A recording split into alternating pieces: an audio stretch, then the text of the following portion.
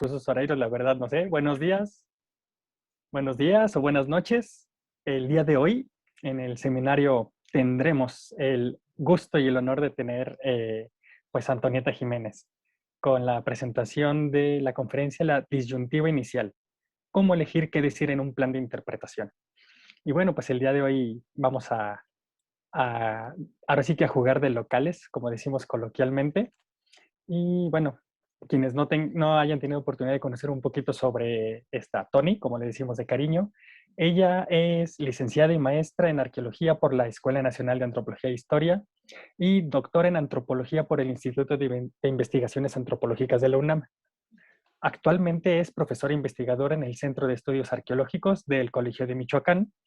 Es promotora de la interpretación del patrimonio a través de publicaciones, docencia y en este contexto, en su calidad de fundadora y directora ejecutiva de Interpat MX SC.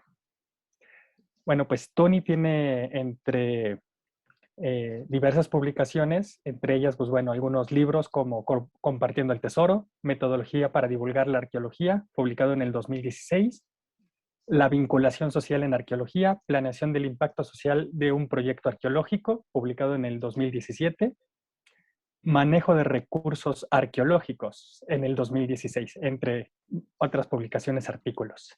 Y pues ella es miembro del Sistema Nacional de Investigadores, entre muchos otros escritos, artículos y capítulos del libro. Y bueno, pues como ya han de saber un poquito la dinámica, ahorita Tony nos presentará la conferencia, la exposición. Les pido de favor que tengamos el micrófono cerrado durante la presentación para evitar interrupciones de sonido. Y bueno, al término, pues empezaremos a tener una plática entre los miembros al respecto con Tony para quienes tengan alguna duda, algún aspecto que quisieran profundizar, pues tendremos oportunidad de dialogarlo un poquito. Bueno, pues sin más preámbulo, Tony, pues muchísimas gracias por aceptar el que nos apoyes este día con la plática del seminario y pues adelante. Muchísimas gracias. También faltó en el CV decir algo que ya muchísimos de ustedes saben, y es que soy mamá de dos pequeñitos, que en cualquier momento pueden hacer aparición por acá. Y si hay algún detallito, es posible que me tenga que ir rapidísimo a abrir la puerta porque viene una persona, cuestiones domésticas. Entonces, no durará eso más de unos 15 segundos más o menos, si es que llega a dar. Les ofrezco una disculpa anticipada por esos detalles, pero prefiero abrir la puerta yo a que la abran los pequeñitos. Y bueno, pues también quiero agradecer al Colegio de Michoacán porque esta investigación, o este fragmento de la investigación que les presento, la desarrollo justamente en mi calidad de profesora investigadora del Colmich, pues que me ha acompañado y ha soportado todo este proceso de investigación ya por muchos años y que pues felizmente nos permite, ¿no?, también compartir afuera de nuestra institución y en esta otra nuestra institución Interpat MX, padrísimo. Entonces, pues es eso, realmente lo que yo quiero compartirles son de esos pasos que damos en este sentido. Ahorita ya con una cantidad de años tratando de encontrar formas. Escuchas muy bajo. Creo que no estaba bien. ¿Está mejor habilitado el audio? Perfecto, gracias. Ya se escucha mejor. Gracias por la aclaración. Entonces, pues son pasos realmente que, como todo proceso de investigación, pues giran un poquito a la derecha, luego un poquito a la izquierda, luego un poquito se centran, y todo se hace con mucha retroalimentación, que es la que yo la verdad quisiera, o sé que voy a encontrar entre especialistas en interpretación, como lo son ustedes.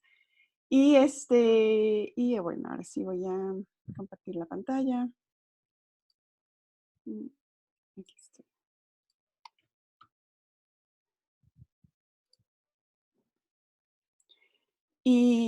Y bueno, en Compartiendo el Tesoro, en el libro, en la investigación o en las diferentes etapas de investigación que derivaron en el libro de Compartiendo el Tesoro, yo ya comenzaba a tratar de entender o tratar de sistematizar el proceso de construcción de guiones, de divulgación, en particular sobre arqueología. Y evidentemente, como muchos de ustedes lo saben, los ejemplos que yo tengo a mano son un porcentaje considerable arqueológico, aunque ya poco a poco también el propio proceso y el propio camino como intérprete me ha llevado a ser parte, ¿no? También de otros proyectos que no son necesariamente de patrimonio arqueológico, pero que continúan en la gama de patrimonio cultural y patrimonio histórico. Entonces están todavía más entre patrimonio arqueológico e histórico. Esto es como una suerte de advertencia para que también compartir en lo que yo no soy ni pretendo ser especialista, que es en en los otros campos, como es el patrimonio, la interpretación del patrimonio natural, que yo reconozco que hay todo un camino ya muy andado, pero que bueno, compartimos finalmente muchas cosas en común.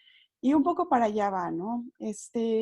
Yo quisiera preguntarles a ustedes, porque finalmente cuando nos enfrentamos ante un tema nuevo o ante un tópico nuevo, decimos, híjole, ¿por dónde empiezo? ¿No? O sea, esa es como la gran pregunta que solemos hacernos.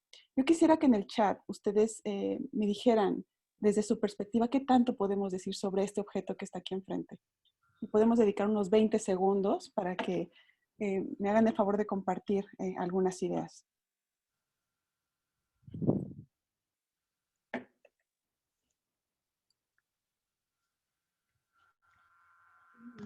Ay, no.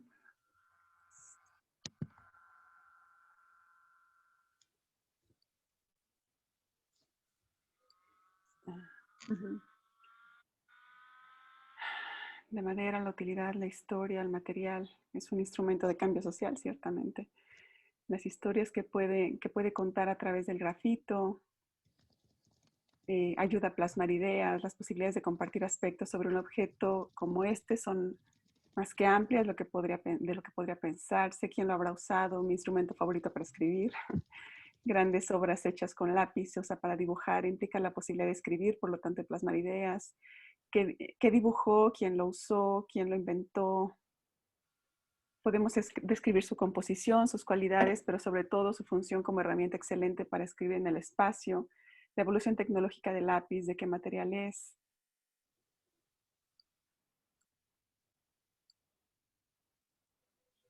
Entre muchísimas otros tipos de contenido. Reconozcamos también que nosotros, en primer lugar, no somos especialistas en lápices, ¿no?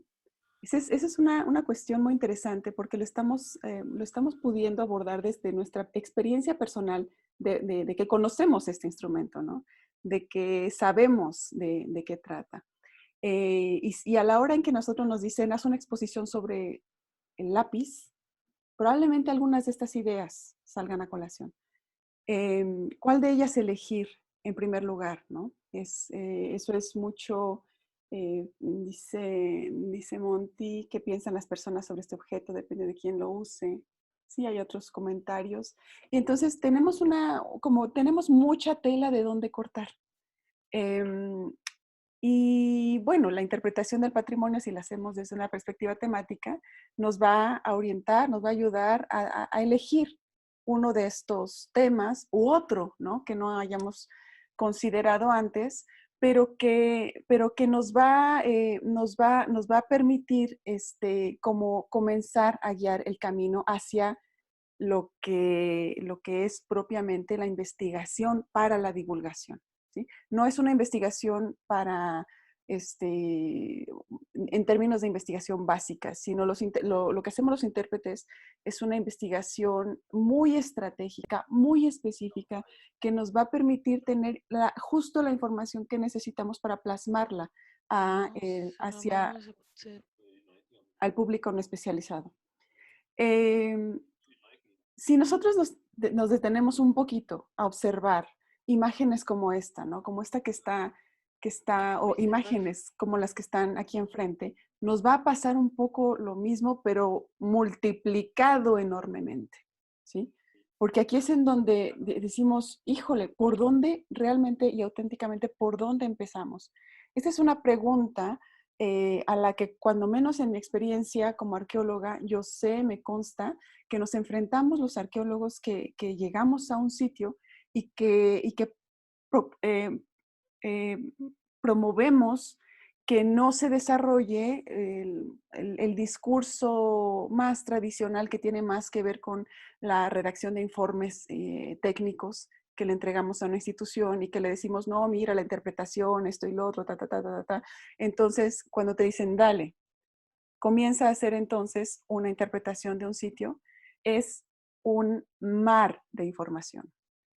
Y peor aún, cuando quienes lo desarrollamos estamos muy inmiscuidos en el ámbito de la propia investigación, aunque no seamos especialistas en el tema, pero cuando entramos a divulgar algo de arqueología, nos entra una suerte de pánico, ¿no? Y ahorita vamos a ver a qué me estoy refiriendo con ello. Por supuesto que la enorme cantidad de bibliografía que existe sobre planeación para la interpretación ya nos comienza a dar muchas pistas. Hay varios proyectos de interpretación que se desarrollan conforme a metodologías muy específicas de algunos, estos son algunos de los autores como más, o de los textos más conocidos. Pero bueno, sabemos que en el ámbito de la bibliografía sobre interpretación y sobre planeaciones de la interpretación, hay muchísimo de donde nos podemos apoyar y que más o menos nos tienden la mano como para decir, bueno, ya que sabemos que vamos a divulgar, que vamos a comunicar, entonces ya que tenemos más o menos la idea o las ideas o las podemos construir allí a partir de la comunicación que podemos tener con los especialistas, entonces podemos avanzar, ¿no? Una de las cuestiones que siempre aparecen para aquellos que no estén familiarizados con la planeación de la interpretación, como en primerísimo lugar, es pongámonos de acuerdo, ¿no? Que son los primeros pasos, quienes están involucrados en el proyecto de plan de interpretación, qué instituciones, qué agencias, porque también ahí estamos hablando de gente que tiene capacidad de decisión, no solamente sobre la forma, sino también sobre los contenidos, porque una cosa es uno que como intérprete dice, mira, podemos ir a hacer esto, podemos decir lo otro, pero de freno nos van a caer y quienes hemos hecho interpretación en sitios arqueológicos lo sabemos más que bien, nos va a llegar el arqueólogo o la arqueóloga que han trabajado durante décadas en ese sitio arqueológico y nos va a decir, no, no, no, pero ¿cómo vas a decir eso, no? Entonces, la última decisión la siguen teniendo los académicos. Esto es algo con lo que a veces parece como que nos hemos peleado, ¿no? Pero creo yo que hay formas que podemos experimentar para para que no haya una suerte de yo sé lo que se tiene que decir porque yo soy intérprete y el arqueólogo va a decir, pues yo sé lo que se tiene que decir porque yo fui quien sacó esa piedra y ese tepalcate y ese entierro, yo lo sé y yo sé cómo se tiene que comunicar, ¿no? Termina siendo una pugna, como una suerte pues sí, de un conflicto, ¿no? Porque finalmente la comunicación es algo que es algo sobre lo que uno cree, sobre lo que uno está comunicando. Entonces, en ese afán de equilibrar un poco lo que sabemos desde la interpretación, la importancia de la buena comunicación sobre los valores del patrimonio y lo que los especialistas, los académicos que tienen tantísimos años y experiencia construyendo esa información de la cual nos vamos a servir los intérpretes, es en donde al yo haberme enfrentado tantas veces, lo he considerado como parte de de las cosas que tenemos que solucionar, ¿no? Y sobre todo en un contexto como México, en donde México y algunos otros países, pero en particular México, en donde la voz de los arqueólogos y de las arqueólogas, y sobre todo cuando son personas que trabajan en la institución, son voces de autoridad real, ¿no? No es una autoridad nada más que decir, vamos a preguntarle, a ver, y si hablamos del lápiz amarillo, del lápiz azul, pues no pasa nada, no hay ninguna legislación. que nos diga qué decir o qué no decir acerca de los lápices, pero sí hay una legislación que nos limita acerca de lo que podemos y lo que no podemos decir acerca del patrimonio arqueológico. Es algo muy interesante. En fin, en esta presentación a eso voy, ¿no? Voy a tratar de identificar cómo podemos mejorar este proceso de investigación en la divulgación, en la interpretación. Pero antes de ello, pues sí tendríamos que tener muy presente hacia dónde queremos dirigir estos resultados de interpretación, porque finalmente son los que nos van a guiar. Y aquí pues retomo a Sam Ham, quien en 2013 publicó, esta es la versión 2014 ya en español, pero en 2013 publicó en el libro versión original que típicamente son 3 los resultados que podemos lograr con un programa de interpretación del patrimonio. Uno de ellos es enriquecer las experiencias de las personas, enriquecer la experiencia, ¿no?, que se tiene en este encuentro interpretativo. Otra es, pues, que está muy vinculada con el tema de la conservación del patrimonio, que es conseguir el aprecio, tener una actitud positiva hacia lo que se interpreta y también influir en el comportamiento. Entonces, sobre estas 3 líneas es que pues he realizado una suerte de propuesta de procesos, ¿no? Que finalmente es una que tiene que estar, que se tiene que conversar. Por eso también era mucho mi interés en compartirlo con ustedes, porque dentro de estos 3 grandes resultados, la información realmente lo que elegimos, que tiene que tiene que estar presente en un plan de interpretación es la base pues de muchísimo, ¿no? La interpretación del patrimonio tiene mucho énfasis en el cómo hacerle para que esto se conozca, se entienda y se valora de alguna manera en particular, ¿sí? Creo que hay un apartado que todavía falta fortalecer en el propio ámbito de la interpretación del patrimonio y de los procedimientos, que es justamente cómo le hacemos para buscar y para encontrar la información justa que necesitamos. Entonces, sí hay algunos textos, algunos autores que hacen referencia y yo quisiera como subrayar cuáles tipos de información son los que tenemos que buscar, ¿no? Entonces, todo plan de interpretación,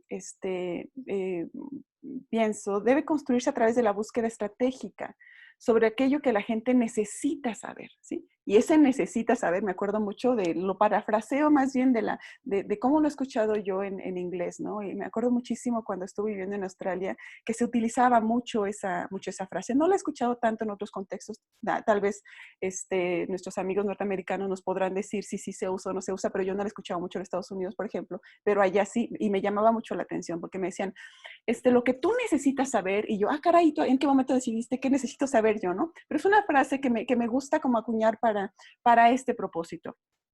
Nosotros desde la perspectiva de comunicadores determinamos que la gente necesita saber algo, ¿sí? Necesita saber algo y ahorita me voy a desarrollar un poquito sobre qué es lo que necesita saber en términos de interpretación. También tenemos que buscar información estratégica sobre aquello que se le facilite conocer.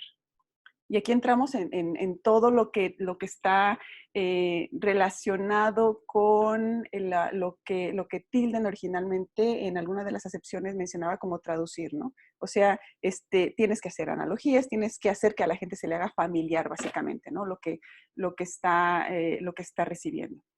Y también tenemos que encontrar una información estratégica sobre aquello que la gente quiere saber, ¿sí? Aquí está como aquello que, me acuerdo también de alguna frase que decía, dile a la gente, o sea, considera al público, ¿no? Lo que sabe, lo que no sabe, lo que quiere saber, lo que quisiera, lo que piensa que sabe, pero en realidad no sabe. Toda esa serie de enunciados que guían también la selección de la información. Pero en un gran apartado de eso, que es algo que hemos estado también revisando en estudios de público cuando le preguntamos a la gente, ¿y a ti qué te gustaría saber sobre este lugar, no? Entonces hay una lista más o menos general para casi todos los lugares de patrimonio cultural, pero sí hay algunas muchísimas especificidades, sobre todo en sitios arqueológicos, en donde te dicen, ¿por qué construyeron esto? ¿No? Siempre te preguntan casi eso. Entonces, hay cosas que la gente sí ya quiere saber de antemano y que de alguna manera como intérpretes tenemos la responsabilidad de, o de aprovechar o de utilizar. Entonces, en este sentido, si reconocemos que la investigación para la divulgación del patrimonio, para la interpretación del patrimonio, pues es temática, pues, ¿por qué no hacer el mismo proceso, ¿no? Para investigar, para hacer el proceso de construcción del plan de interpretación que implica un momento, un periodo de investigación sobre los temas que estamos comunicando. De aquí me voy a, pues a esto que les comentaba un poco. Estamos ante una problemática porque muchos intérpretes venimos del campo de las ciencias sociales, no todos. Pero hay un problema real al que nos estamos enfrentando.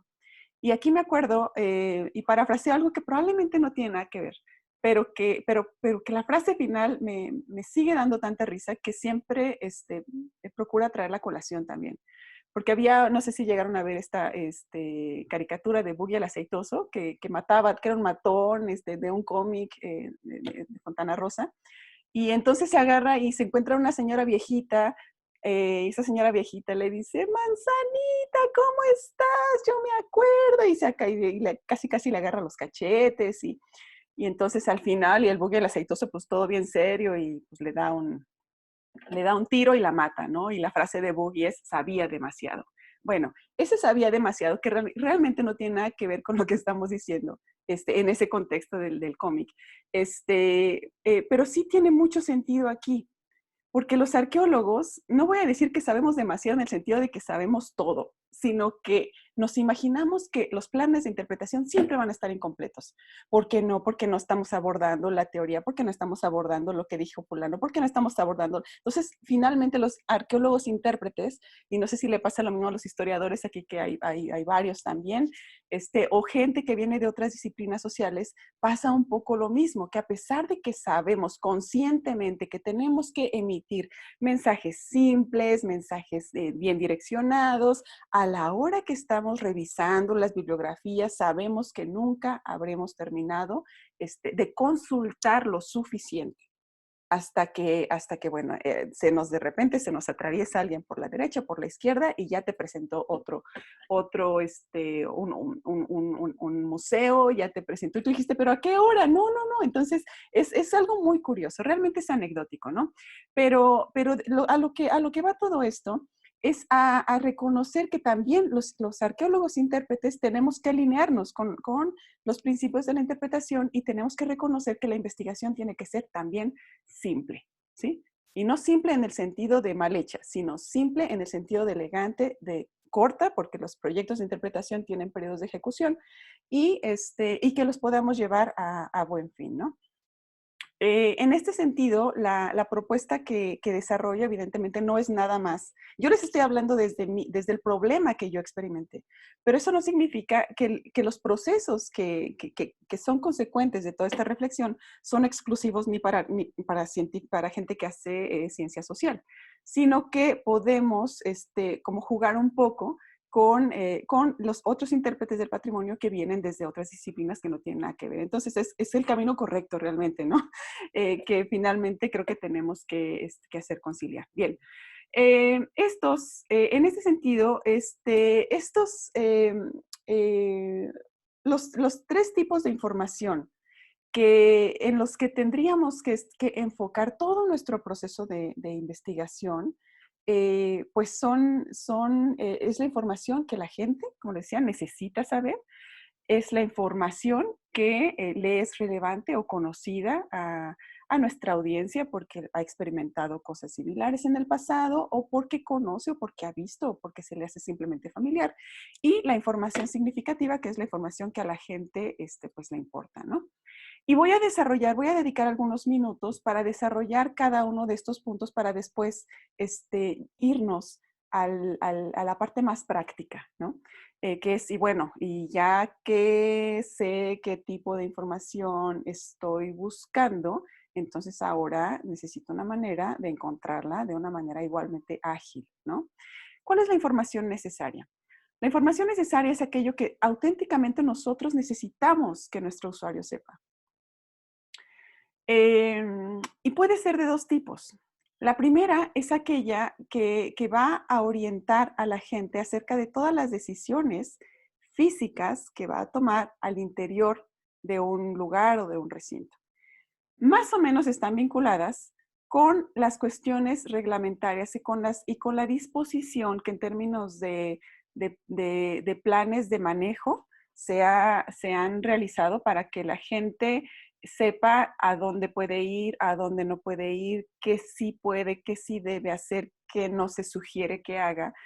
Y que ustedes no me dejarán mentir, muchísimas veces en lugar de utilizar maneras pues cómicas, amenas incluso, que te hacen orientar una decisión, nos encontramos con prohibiciones o con reglamentos al inicio que típicamente nadie lee. Todas las piscinas, las albercas, ustedes recordarán, tienen un listado de todo lo que la gente no debe hacer y que absolutamente nadie lee, porque tú ves a los niños que andan corriendo por todos lados. Y es exactamente lo que pasa cuando entramos bueno, yo pienso en los sitios arqueológicos que pues, hay una legislación, entonces ahí tienes todo, no armas, no perros, no esto, no respirar, no, entonces ya cuando dices, ni siquiera ya sabes a qué se están refiriendo, porque es una lista muy larga, que también al ser parte de la experiencia, porque toda información que recibes es parte de la experiencia que estás teniendo en ese lugar, es parte de la interacción que el lugar está teniendo contigo, entonces también hay que incorporarla en el plan de interpretación. Aquí hay algo muy importante. A veces, permanecer en el sendero, por llamarle de alguna manera, es la diferencia, en casos extremos, entre la vida y la muerte. Entonces, no se trata nada más de, o sea, sí se trata a veces de procurar la conservación física de los bienes culturales, pero muchas veces también se trata de prevenir a la gente sobre algo que es fundamental como es su propia integridad física, su vida, su salud, que no se rompan un hueso, entre otras cosas similares, ¿no? Entonces, este tipo de cosas sí las tenemos que investigar como parte del proceso de creación de un plan de interpretación. No se da nada más en lugares que están abiertos al público.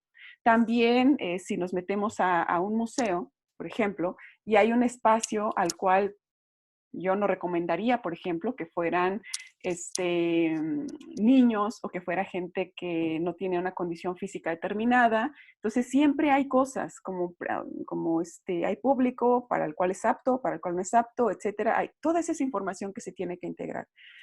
Yo me pregunto, ¿ustedes qué harían? Ustedes no sé si vieron esta noticia de la imagen que está abajo a la izquierda, de un museo, pues que el señor se tomó la selfie y se le hizo muy normal o muy cómodo, o sintió la confianza de acostarse en la escultura y de romperle el dedo a la escultura, ¿no? Entonces, sí, aquí también entran elementos de comunicación y de interpretación. ¿Por qué a la gente se le hace tan fácil estar como en confianza? Porque pagó el boleto y entra y piensa que ya tiene derecho a hacer cualquier cosa, entre otros argumentos, ¿no? Que también se escucha mucho por parte de manejadores de museos y de sitios arqueológicos. ¿Qué pasaría ahí? ¿Qué tuvimos que haberle dicho a esa persona? ¿Sí? ¿En qué momento tuvimos que habérselo dicho? ¿Cómo se lo tuvimos que haber dicho?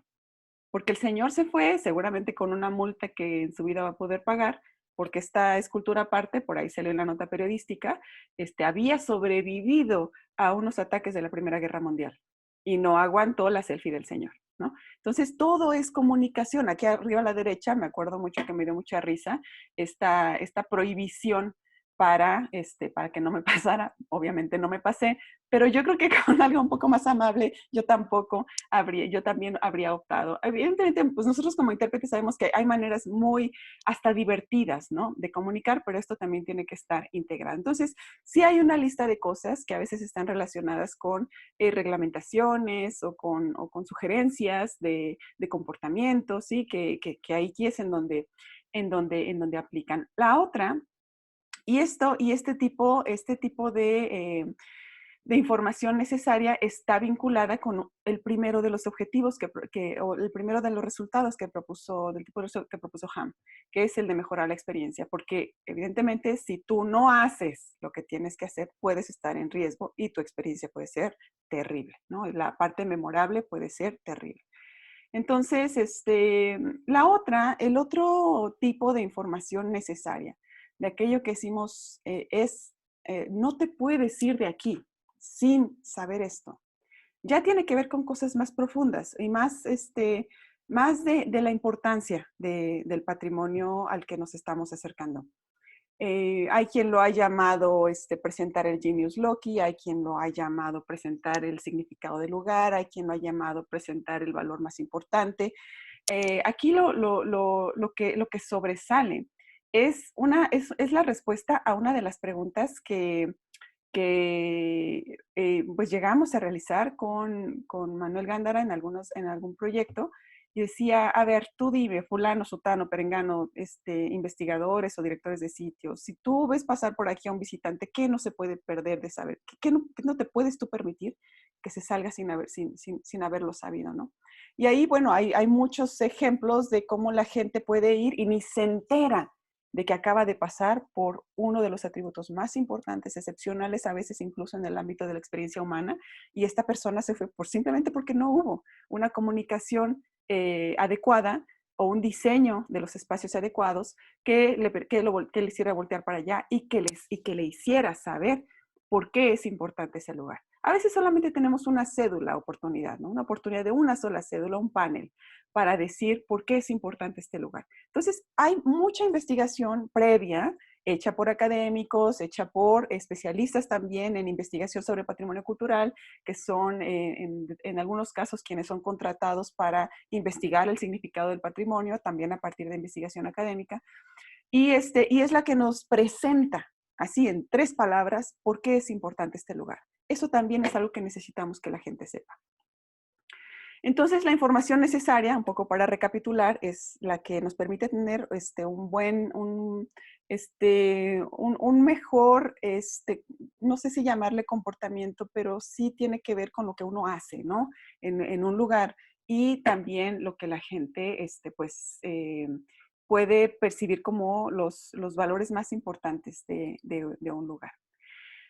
De ahí nos vamos a el segundo tipo de información, que es la información relevante. Mucho se ha escrito acerca de esta palabra también en nuestras bibliografías, y yo pienso que a veces la palabra relevancia y la palabra significatividad se mezclan, ¿no? Entonces, yo misma soy consciente de que el vínculo que yo le doy a la palabra de información relevante puede ser cuestionado si nos damos gramaticalmente. Pero lo que sí quería, mi intención verdadera y de fondo, era diferenciar a estos 2 tipos de información. La información relevante desde esta propuesta es exclusivamente la que te ayuda a encontrar el referente con parte de tu experiencia, ¿sí? Entonces puede ser comida, yo sé lo que es comer; dormir, yo sé lo que es dormir. Sí, entonces en las técnicas ya más prácticas se ha referido, nos vamos desde Larsen, después a Sam Ham, y a muchos otros intérpretes que dicen, utiliza conceptos universales, utiliza metáforas, utiliza símiles, utiliza analogías, utiliza herramientas que permitan a tu usuario reconocer algo de lo desconocido a partir de lo conocido. Es como lo más recurrente, ¿no? que encontramos en la bibliografía. ¿A qué nos ayuda? Nos ayuda a este objetivo de mejorar la experiencia, porque finalmente tienes a la gente ahí. Aquí, en el ámbito de la información relevante, sí quisiera hacer como una distinción que estoy encontrando, porque creo que hay información relevante que es más potente de utilizar para el ámbito del patrimonio cultural. Entonces, si nos llegamos a preguntar esto, que pues la verdad es una pregunta que ya nos está persiguiendo, porque aparte nosotros la provocamos muchísimo, hay diferencias en la interpretación del patrimonio cultural y natural, en la práctica de la interpretación. Entonces, hay quien dice que no, hay quien sostiene que no. Yo pienso que sí. Y bueno, no soy la única, de hecho yo heredé parte de esta tradición de Manuel Gándara, como lo he manifestado en otros momentos, porque él inició esta perspectiva de hacer interpretación con enfoque antropológico, ¿no? Entonces, aquí hay tres supuestos. En efecto, hay muchísimas cosas en común con la interpretación como práctica general, los fundamentos, los porqués y muchísimos de los cómo, ¿no? Cómo hacerle para, o sea, muchos tips. Sin embargo, por ejemplo, cuando nosotros vemos, aquí tengo a la izquierda, a la mariposa monarca, que es, estas mariposas vienen desde Canadá año tras año y se hospedan en los bosques michoacanos y se regresan otra vez. Y es un fenómeno maravilloso, como lo es también de muchas otras especies que hacen este tipo de migración y por lo que se enfrentan y ahorita ya evidentemente no es nada más, no se enfrentan a los retos de la propia, de la propia ruta natural, sino que se enfrentan a carreteras, a presas, a árboles que existían el año pasado pero ya no existen y así, ¿no? Entonces, sí, depende también de qué estemos explicando sobre el patrimonio natural. Em, si nosotros adoptamos una perspectiva de explicar a la naturaleza a partir de cómo los seres humanos la percibimos, la usamos, entonces en ese momento ya entramos en la posibilidad de aprovechar justamente el enfoque antropológico. Pero si estamos explicando el fenómeno por sí mismo, el fenómeno natural, entonces ahí yo me voy a dejar apoyar 100% por la gente pues que sí ha realizado ya por muchos años interpretación del patrimonio natural exclusivamente, para tratar de dialogar un poco más. Ya al ratito ojalá que se dé este espacio para este tipo de temática, pero para propósitos de esta charla quisiera centrarme en la posibilidad de irnos hacia el ámbito de la explicación de fenómenos culturales. O sea, ahí la diferencia es un fenómeno natural en sí. Aquí lo que vamos a explicar es un fenómeno cultural en sí, ¿sí? Entonces, así, de punta a punta. Entonces, lo que sale aquí es que existen particularidades sobre la explicación de fenómenos culturales y desde el punto de vista de la experiencia humana hay cualidades excepcionales que creo que no podemos dejar de aprovechar. Entonces, muchas veces también nos hemos dejado guiar por algunos elementos de la pirámide de Maslow. Aquí yo los estoy utilizando de una manera un poco diferente y ahora lo vamos a ver por qué. Si estamos tratando de reconocer o de investigar sobre información que sea relevante, entonces vamos a tener que ir sobre información que sea conocida por los seres humanos. Y Maslow lo que nos regala es una lista. Yo no tomo la lista como una jerarquía, porque ustedes saben que la pirámide de Maslow tuvo un propósito en el ámbito de la psicología clínica, en donde hay una razón por la cual las necesidades biológicas están abajo y luego las de seguridad, pertenencia, reconocimiento, o sea, porque hay una cuestión de escala, ¿no? Que era justo lo que Maslow estaba promoviendo para que a través de la terapia, a través de todos los procesos de cada persona, cuando una persona cubría con sus necesidades biológicas, entonces podía beneficiarse del siguiente escalón y así sucesivamente. En el ámbito antropológico realmente eso eh, no tiene mucha utilidad. Simplemente lo que hay es necesidad. ¿Por qué? Porque las personas, los seres humanos, lo que hacemos es organizarnos para resolverlas de una determinada manera y para hacernos diferentes de la manera como lo realizan otras personas en otras sociedades. Y ahí es en donde empieza la maravillosa diversidad cultural, porque empezamos a satisfacer las mismas necesidades, pero bajo criterios en contextos diferentes que nos hacen a veces fomentar nuestra creatividad como seres humanos, como sociedades, a veces adaptarnos a circunstancias que tenemos, a oportunidades y a limitaciones que tenemos y a hacer las cosas, pues cada quien como ahora sí que como mejor le conviene y como mejor puede lograr su estabilidad social, que es más o menos lo que procuran, que no siempre lo logran, los sistemas de gobierno.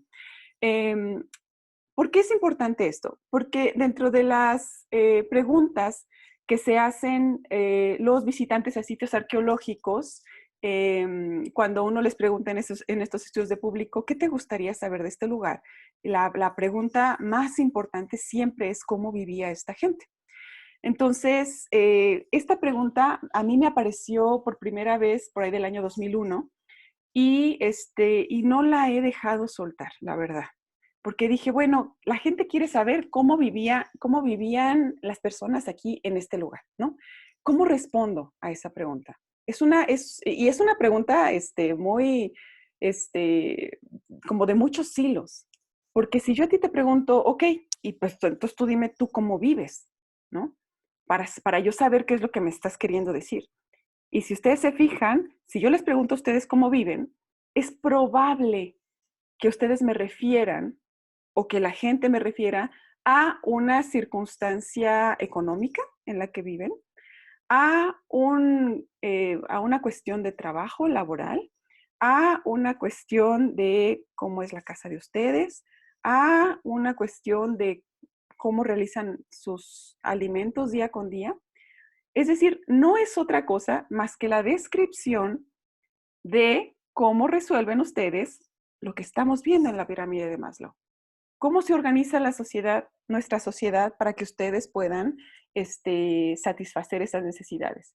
Entonces, cuando nosotros queremos responder cómo vivía la gente de allí, podemos agarrar la información que tengamos realmente sobre cualquiera de las necesidades y estamos contestando esa pregunta.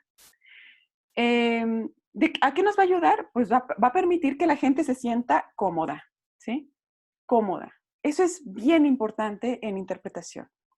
Me siento cómodo porque estoy en la misma página, porque estoy entendiendo, comprendiendo de qué va esto, me es familiar, lo puedo consumir, literal y auténticamente, lo puedo consumir. ¿Cómo lo voy a interpretar? Bueno, ahí cada quien puede desarrollar diferentes maneras de procesar esos pensamientos, pero cuando menos estamos tratando de poner a la gente en un elemento de confort. Entonces, aquí lo bonito de esto, lo lindo de esta perspectiva es que estamos haciendo que los objetos no sean el centro de atención. Es bien interesante porque lo que estamos promoviendo es que la gente conozca a la gente del pasado a través de lo que sabemos de los objetos. Cuando nosotros hablamos de gente del pasado, hacemos interpretación sobre patrimonio arqueológico o histórico, lo que estamos haciendo es resolverle a la gente, al público, una pregunta de tipo, ¿cómo vivía la gente? Entonces, si ustedes me enseñan un documento histórico, yo les voy a decir, no me hables de las características físicas, háblame de cómo vivió la gente, cómo vivía la gente, que le dio sentido y significado a este objeto. Es absolutamente humanizar el proceso interpretativo. Es conectar, o es como yo lo he dicho en algún otro momento, es presentarle gente a otra gente a través de los objetos, a través de lo que los objetos nos pueden decir sobre esas personas. Yo aquí tengo un perrito que es una pieza arqueológica muy conocida del occidente de México, en Colima, y son los famosos perritos de Colima, ¿no? Los arqueológicos. Entonces, aquí pues llama la atención, mis propios hijos dijeron, ¡ay, qué bonito perrito!, ¿no? ¿No? Entonces, aquí la intención es, el intérprete lo que va a hacer es decirle a la gente cómo vivían los dueños de este perro. Tanto del perro que existió en la realidad, que sería muy interesante si tenemos, hay muchas investigaciones sobre eso, muy padres, por cierto, como también la gente que fue el dueño de este objeto, o que creó este objeto, o que le dio sentido a este objeto. Entonces, ahí está la primera intención, es conectar gente con gente, a través de lo que nos está pudiendo decir en términos de lo que sabemos a través de la investigación sobre estos objetos. Y bueno, y uno dice, un poco en atención a lo que les comentaba hace rato, ¿cómo respondo a esa pregunta de cómo vivía esta gente? Bueno, entonces, explícales, por favor, cómo le hicieron para sentirse seguros y protegidos. Vamos a los criterios exclusivamente de la pirámide de Maslow. A mí dime, así el perrito está diciendo, cuéntale a esta gente ¿Cómo le hicieron mis dueños para sentirse seguros y protegidos? Para tener su sustento diario y una casa segura para ellos. Para saber quién era mejor. ¿Se acuerdan que ahí estaba el de la autorrealización y estas cosas, no? ¿Qué era necesario para ser respetado, para ser considerado competente, para considerar que respetas a otras personas, que tienes un estatus, que tienes un dominio sobre otros? ¿Se fijan que muchas de estas cosas las sabemos a través de la investigación arqueológica?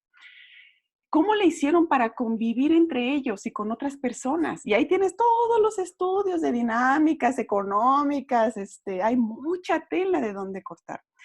¿Cómo eran sus reglas de amistad, de parejas, de la gente de su trabajo y de su familia con gente distante? ¿Sí? ¿Cómo le hicieron para sobrevivir? ¿Cómo le hicieron mis dueños para sobrevivir? ¿No? Para tener un buen aire para respirar. Maslow dice respirar, pero la verdad es que el criterio de calidad de aire ya es una cuestión cultural también.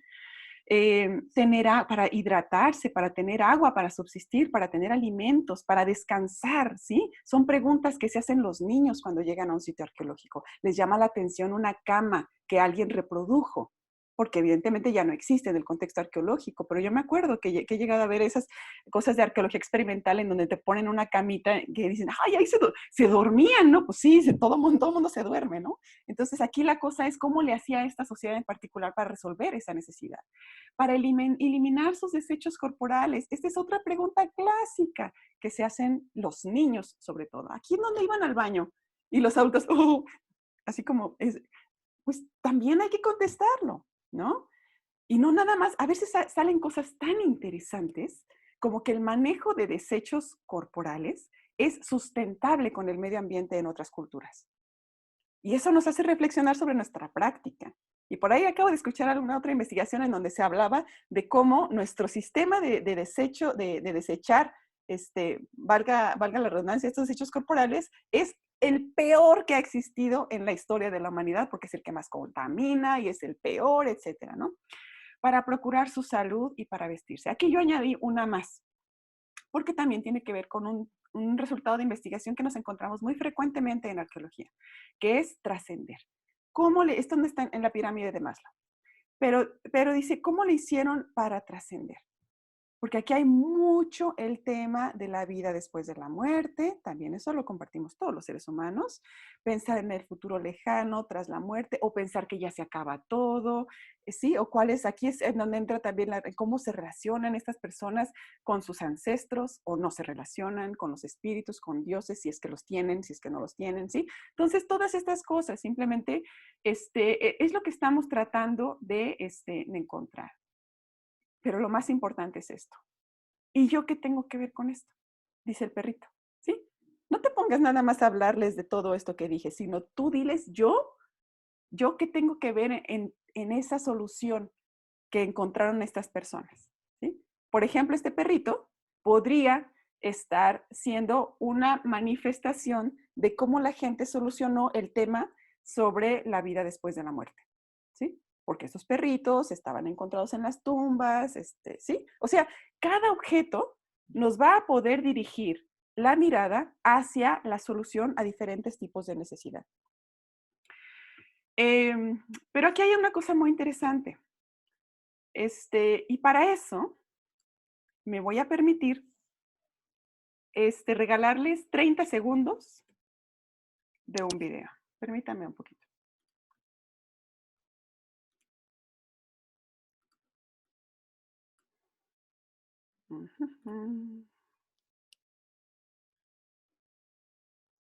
Ay, son muchos botones. Compartir pantalla.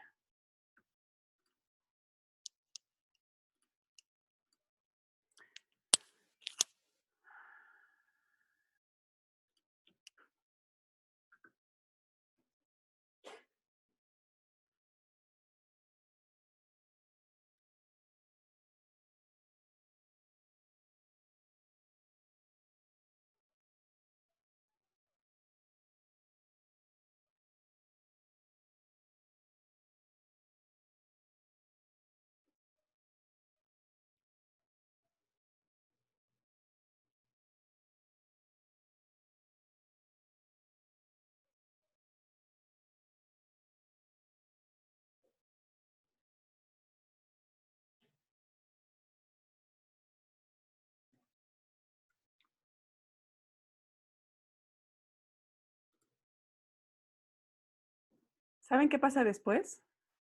Nada. Siguen caminando tranquila y apaciblemente los elefantes durante 3 horas. Ahora vamos acá.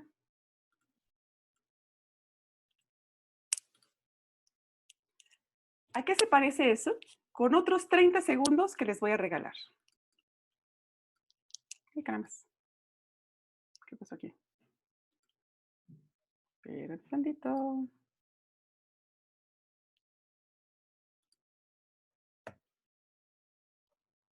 Tony, aprovechando, preguntan en el chat si el video tiene sonido. No. Ok. Gracias. Ajá, ahí voy, ahí voy, ahí voy, ahí voy. Compartir pantalla.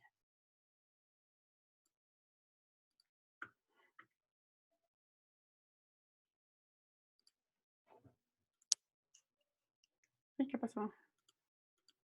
Ah, no quiere. Segundo, es que no sé qué está pasando. Ah, ya sé qué está pasando. Ya sé qué está pasando. Tengo que pasar manualmente a la siguiente.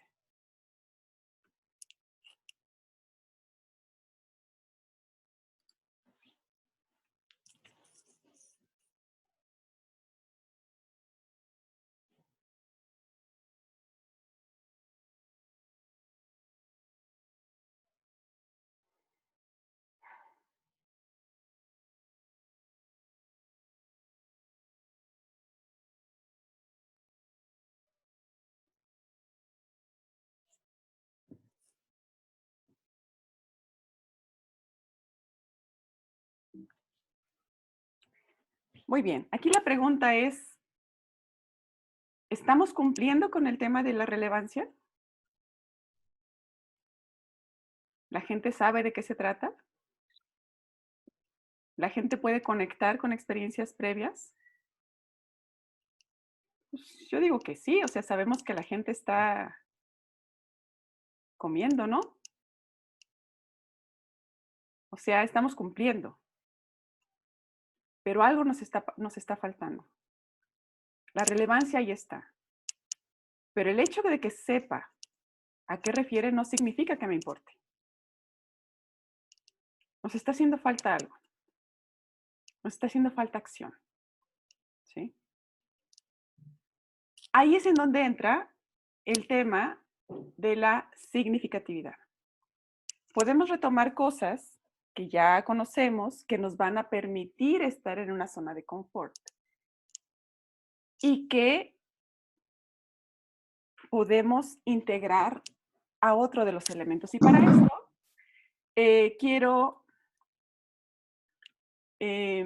quiero hacer alusión a estos dos esquemas, si le queremos llamar de alguna manera. Uno en el cual también hemos reconocido en varias ocasiones en los principios de interpretación que necesitamos contar una historia. ¿Por qué? Pues porque la historia tiene movimiento, porque la historia es dinámica, porque nos permite mover, ¿no? Finalmente. Nos permite incluso explicar cómo es que se dio el cambio, sí, nosotros que somos arqueólogos y que nos gusta mucho hablar de cambio social, cómo es que se dio el cambio de un tipo de sociedad a otro tipo de sociedad, qué fue lo que pasó. Y ahí se nos detienes a la gente así, no te quieres ni pestañear a veces cuando ves una película de acción. Bueno, hacia allá quisiéramos ir los intérpretes, que la gente quisiera estar así, y es pura estructura, por ahí decía un especialista, ¿no? En construcción de dramas. Es en este renglón en el cual yo, la verdad, tramposamente jalo el tema de los conceptos universales, cómo los han presentado, bueno, en particular Sam Ham, ¿no? Porque yo creo que estos conceptos universales, como están presentados en la versión castellana del libro, nos están invitando a encontrar elementos que tienen movimiento.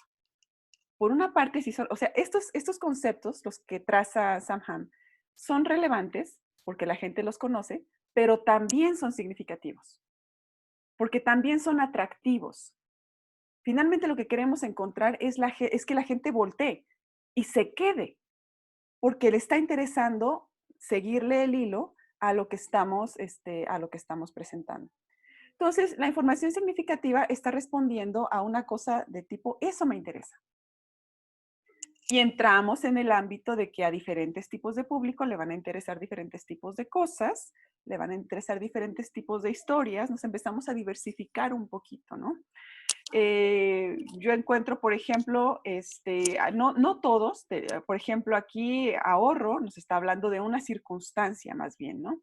Aislamiento de una circunstancia, amenaza de una circunstancia, amor de una circunstancia. Muchas de estas son cosas que vemos pasar y que podemos reconocer que cuando están en un ámbito de una estabilidad se puede llegar a romper, puede jalar la atención, que es un poco de lo que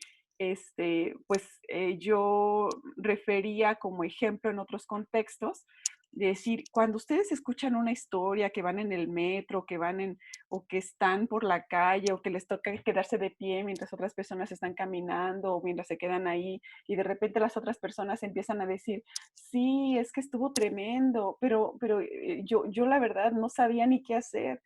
Y entonces, pues lo que hice fue, ya sabes, ¿no? Entonces uno está así como, ¿de qué están hablando? ¿Y por qué? Y ya hasta que una persona termina, le agarras el hilo, como que tu espíritu descansa, tu mente descansa, tu curiosidad descansa y dices, ya cumplí con esa historia, ya me puedo ir a otro lugar. Entonces, es mucho de esos. Aquí es en donde la técnica sobre dramas, sobre movimientos, sobre circunstancias, es en donde toma realmente muchos de las recomendaciones que da la propia interpretación. Tenemos entonces tres hilos de información a perseguir. Y los tres tienen que estar en un plan de interpretación. En un plan de interpretación tenemos que integrar aquello que tenemos que decirle a la gente. Tenemos que integrar aquello que a la gente le es familiar y tenemos que integrar aquello que a la gente le interesa. Si armamos un paquete, entonces tendremos que jugar ahora sí con las narrativas, depende del medio de comunicación que estemos utilizando, etcétera, pero todas estas tienen que estar integradas. Y hasta aquí nos quedamos en ese primer momento, ¿no? Ya sabemos que estamos buscando información necesaria, relevante y significativa. El proceso es, ahora que ya estás tú frente a este proyecto, pues reconocer. Si la interpretación del patrimonio es temática, la investigación de sus proyectos y planes también lo debe ser. Entonces vamos haciendo el proceso más simple, que es una de las cosas que a nosotros como académicos auténticamente nos cuesta mucho trabajo. Los intérpretes muy experimentados se reirán seguramente de nosotros y dirán, ay, pues tan fácil que es, ¿no? Bueno, pues yo les digo que yo conozco a más de dos, incluida yo que sería una tercera, que hemos pasado por ese proceso de decir, ¿cómo le hacemos si tenemos tanta información detrás? Y es muy valiosa, ¿cómo le hacemos? Entonces aquí la línea es, vamos de pesquisa a pescar auténticamente lo que necesitamos, ¿sí? Entonces, en este proceso nos vamos a encontrar con que tenemos un conjunto de fuentes de información para la divulgación. Y tenemos libros, artículos, personas que saben mucho, videos, documentales, que muchas veces en divulgación nos apoyamos en otras personas que ya han hecho divulgación para hacer la divulgación. O sea, hay muchas posibilidades de fuentes de información para hacer un programa de interpretación. Y si nosotros comenzamos ya no como en una carrera de para dónde le doy y puede ser para acá y luego me regreso, ¿no? Ya vamos directos, ¿no? Porque yo voy a ir yo voy a ir caminando y en cuanto me encuentre esa información la voy a pescar, la voy a colectar. La voy a pescar y la voy a colectar, la voy a pescar y la voy a colectar.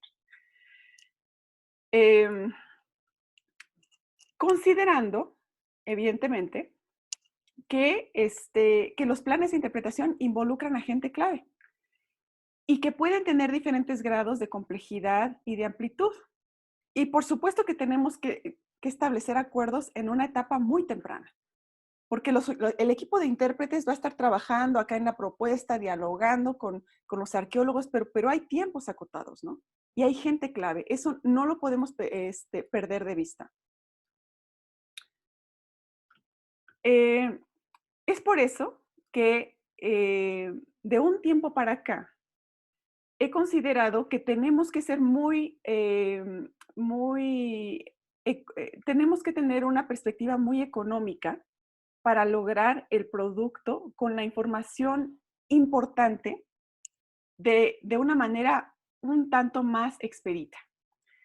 Y aquí tengo este ejemplo, de hecho tengo como 3 terminados con esta metodología. El primero fue una maravilla porque fue el primer experimento en donde teníamos literalmente 10 días para crear una propuesta de interpretación en un sitio arqueológico en Australia.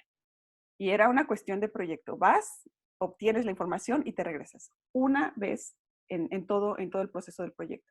Entonces ahí fue cuando empezó a aparecer la intención de decir de qué manera podemos tener la información que necesitamos los intérpretes de una manera más ágil. Aquí los expertos, los especialistas, la gente que está a pie día con día en los lugares, manejando, investigando el patrimonio, son las personas que nos pueden acercar de una manera mucho más expedita a la información que queremos, desde una perspectiva de construcción mutua. No es el intérprete quien va a construir toda la información y todo el conocimiento, toda la información que se va a presentar al público, sino que termina siendo un trabajo de co-creación. Y eso hace que los productos de interpretación más rápidamente tengan hasta por cuestión práctica, ¿no? Tengan un consenso o generen un consenso y tengan la anuencia de la gente que tiene la capacidad de decisión en esos lugares. Los expertos, los especialistas, la gente que que está día a día en esos lugares, investigando y manejando estos lugares, nos pueden dar muchos nortes. Buscamos especialistas en el tópico que queremos desarrollar, en aspectos sobre los visitantes, muchísimos, o sea, yo diría que todos los directores de sitios arqueológicos, más de una vez, empezando por la primera semana en donde trabajan allí, tienen que llevar de la mano a autoridades locales, autoridades a veces, depende del tamaño del sitio también, muchísimas veces llegan embajadores de otros países. Entonces los arqueólogos resulta ser que son quienes están en contacto con el público no especializado, aunque no lo quieran. Entonces, tienen cierta experiencia, evidentemente no nada más con diplomáticos y así, sino también con muchísima gente a la que, ay, ahora que tú eres el director del sitio, voy a ir a tu sitio. Entonces, esta persona muchísimas veces acompaña a estas personas y recibe preguntas y recibe retroalimentaciones y tiene un contacto con el público no especializado muchísimas veces. Entonces, sí tienen un conocimiento sobre los visitantes y tienen un conocimiento, o lo que buscamos es gente que tenga experiencia en términos del manejo, en cuestiones sobre el manejo. Perdón, aquí repetí la palabra manejo. ¿Para qué? Para identificar la información necesaria, relevante y significativa. Evidentemente, yo estoy hablando aquí de un sitio arqueológico, pero este principio aplica para prácticamente cualquier lugar que tiene una puerta abierta para el público, porque también va a tener a sus especialistas, va a tener a la gente que está en contacto con la investigación, etcétera. A veces, aunque ni siquiera estén trabajando directamente en ese lugar. Voy a leerles de una manera ágil el contenido de este documento o de esta primera parte del documento ya está publicado. Entonces, con muchísimo gusto lo pueden consultar, está ahí justamente en la sección de miembros. El artículo se llama ¿Cómo presentar Machu Picchu? Y narra el proceso justamente por el cual con el arqueólogo José Bastante hicimos para, consensuar algunas ideas iniciales sobre lo que sería importante divulgar al público no especializado en el sitio. La propuesta es, preguntémosle cosas a la gente, a los investigadores, a los especialistas, que nos den este norte. Y aquí le van algunas. No las puse todas, es una entrevista que dura aproximadamente 40 minutos. También tiene una intención esos 40 minutos y también pueden ser adaptables. Justamente aquí en esta audiencia tengo el gusto de que estén presentes 3 estudiantes del programa de maestría en arqueología del Colmich, con quienes acabamos de hacer justamente este ejercicio y ellos adaptaron estas preguntas a un tema a una práctica, como es un tipo de danza muy tradicional en México. Entonces, no se trata de pensar que nada más este tipo de preguntas van a funcionar para un sitio arqueológico, sino que en realidad se pueden adaptar. La intención es lo que es importante resaltar para de ahí pues tratar de jalar la información que necesitamos. ¿Qué temas? Imagínense que ustedes son los especialistas o que ustedes le están preguntando esto a un especialista sobre un lugar que ustedes quieren interpretar. ¿Qué temas han llamado más la atención de investigadores desde el inicio de sus exploraciones? De estos, ¿cuáles son los que usted considera más relevantes? ¿Cuáles son las principales respuestas a las 3 más relevantes? Y aquí el investigador empieza o la investigadora empieza, a mí me pasó con la arqueóloga Keiko, una arqueóloga maravillosa que es la directora de Palenque, que me dio una entrevista, era de 45 minutos y terminó siendo de casi 2 horas, maravilloso porque hay mucha pasión y eso hay que aprovecharlo también por parte de los académicos. Nada más que es como una danza, yo pienso, tienes que sacarlo, así como los entrevistadores de chismes, así como que saben en qué momento clavar la aguja, ¿no? Bueno, empezamos por la zona de confort de los propios investigadores. Dime, en términos de investigación, ¿por qué es importante este lugar? ¿Qué temas son altamente controversiales entre investigadores del lugar o las investigaciones y que disparan en sentidos opuestos las formas de entenderlo? El conflicto es maravilloso. Esto tiene que ver con el campo de información significativa. Cada una de esas preguntas tiene un señalamiento de hacia dónde está orientada, si es hacia información necesaria, relevante o significativa. ¿Por qué es importante este lugar? ¿Qué lo hace diferente a cualquier otro lugar del mundo? Si pensáramos en una gran historia, ¿cuál es la gran historia que este lugar tiene para contar? ¿Qué enseñanza tiene este lugar para darle a la humanidad? Si usted va a otro país y encuentra a alguien que nunca ha escuchado hablar de este lugar, ¿cómo se lo presenta? ¿No? Porque ahí es en donde entramos en el tema de que de repente los académicos pensamos que la gente ya leyó, ya se informó, ya es un experto y ya nomás llega como a sacar las fotos o a, ¿no? Entonces tenemos que ubicarnos en el lugar del visitante, en donde el visitante pues es como si no supiera nada, lo cual es la mayoría de los casos lo que realmente ocurre. Puede referir a 3 libros que considere básicos para comprender la importancia del lugar. Esto nos puede ayudar a desarrollar un poquito más a profundidad el plan de interpretación después. ¿Cómo vivía la gente en este lugar? Nos vamos al ámbito de la vida cotidiana y repetimos, no se trata del sitio arqueológico, del lugar, del tema, sino de sacar información que conecte a los objetos de patrimonio cultural que estamos interpretando con la vida cotidiana de la gente que le dio función, sentido, existencia y demás. Si estamos con una vasija, vamos a hablar de la vida cotidiana alrededor de esta vasija, ¿sí? Entonces, ¿a qué se dedicaba la gente? ¿Qué comía la gente? Estos son ejemplos para preguntarle sobre un sitio arqueológico. ¿Cómo era su religión? ¿Cómo construyeron este lugar? ¿Cuánta gente vivió aquí? ¿Cómo era el día a día de la gente común, de hombres, de mujeres, de niños y niñas? Si separamos por género, también eso nos puede ir ayudando a jalar información significativa para tipos de público específicos. Las perspectivas desde el visitante, desde lo que sabe esta persona, ¿no? Usted ha identificado qué es lo que la gente piensa sobre este lugar antes de conocerlo y ahí te dicen, ay, sí, no, es que llegan pensando que aquí se hizo tal, que aquí se hizo cual, que los ovnis, que ya saben, ¿no? Entonces, ¿cuáles son las 5 preguntas que la gente le hace con mayor frecuencia sobre este lugar? También es algo muy potente que podemos utilizar para jalar la atención a la hora de responderlas. ¿Cómo responde a las 3 principales? ¿Qué le sorprende a la gente cuando viene aquí? ¿Qué le molesta a la gente de este lugar o de la visita a este lugar? No, que hay mucha gente, no que esto, no que el otro, tal. Las implicaciones de la visita para la conservación, investigación y manejo del sitio. ¿Qué preguntas requieren aún de respuestas? ¿Sí? Para que la gente, el visitante, no se vaya con la idea de que ya está cercado Teotihuacán, ya está protegido, ya no se ocupa más. No, pues cuernos, porque la verdad es que ahorita hay un problema muy serio de que se está destruyendo parte del patrimonio de Teotihuacán que está fuera de la cerca, ¿no? Es todo un tema. Entonces, hay mucho más por hacer con este patrimonio, hay mucho más por procurar, pero eso le tenemos que ayudar a la gente a entenderlo. ¿Qué instituciones trabajan el día de hoy para responderlas? En un mundo ideal, ¿qué le gustaría que toda la gente que viene supiera sobre este lugar? ¿Qué le gustaría que sintiera esta gente al salir de este lugar? ¿Qué puede hacer la gente para que este lugar esté en mejores condiciones? ¿Sí? ¿A qué nos lleva esto? Ya casi voy a terminar. A que la información, yo la verdad sugiero que cuando menos se hagan 3 entrevistas a 3 personas muy conocedoras del tema, y del lugar o del manejo, ¿no? O de todo junto o de unas cosas más que de las otras. Porque con tres formas de pensar, son tres autoridades. Son tres perspectivas y son tres formas de tener un panorama complementario. De esta manera podemos armar ahora sí con nuestra tablita de Excel y en esa tablita de Excel decir, a ver, sobre esto voy reconociendo que hay en el apartado de investigación del lugar o tema, esta persona me regaló esta información necesaria, me regaló esta información relevante y me regaló esta información significativa. Sobre vida cotidiana asociada, pasada o presente, si es arqueológico pasado y si es presente, ¿no? Me regaló esta información que tenemos que comunicarle a la gente, esta información que le puede ayudar a entenderlo mejor y esta información que le interesa a la gente.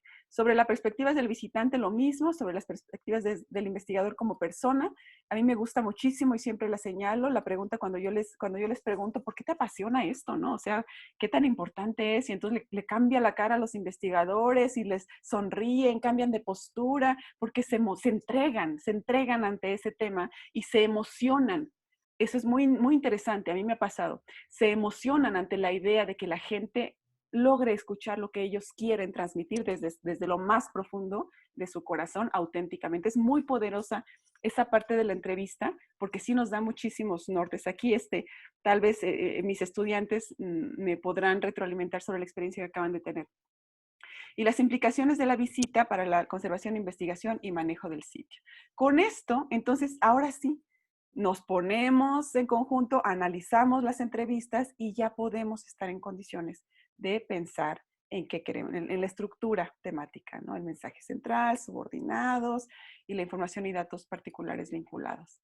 Entonces, en un ánimo de recapitular, bueno, primer punto, la información que recibe el visitante es un componente muy importante de su experiencia y puede ayudar o puede bloquear o puede no a lograr mejores resultados en la interpretación, a mejorar experiencias, a fomentar el aprecio e incidir en el comportamiento. La selección de la información es tan importante como la forma en que se presenta al público, ¿no? Entonces, por eso yo pienso que el proceso de investigación para la divulgación tiene que ser un tema que sí necesita mucha más experimentación y mucha más documentación. Si la interpretación del patrimonio es temática, podemos usar esa misma cualidad para investigar sobre lo que vamos a divulgar. La búsqueda puede orientarse hacia la información necesaria, relevante y significativa.